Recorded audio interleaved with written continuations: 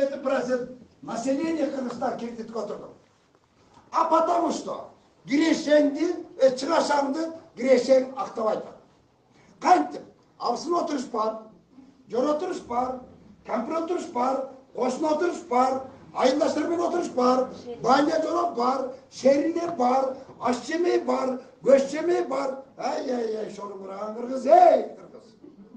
Алла Таала ошо кыргыз үчүн кылды го ошо коронавирусты. Көзүңдү ач кыргыз. Май басып калды көзүңдү кыргыз.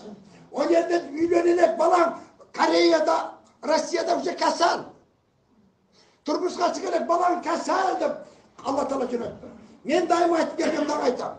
Кыргыз бүгүнкү күндө Кореянын, бүгүнкү күндө Россиянын, бүгүнкү күндө Дубайдын, бүгүнкү күндө Американын, бүгүнкү күндө Казакстандын азабын кыргыз 10 жылдан тартасың.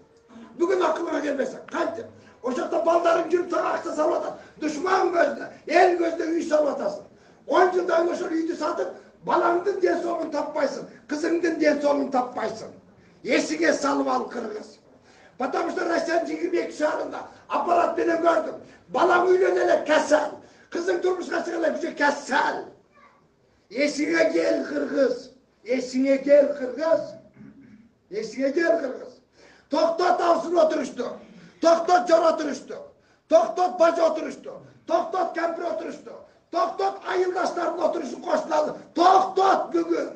Токтот.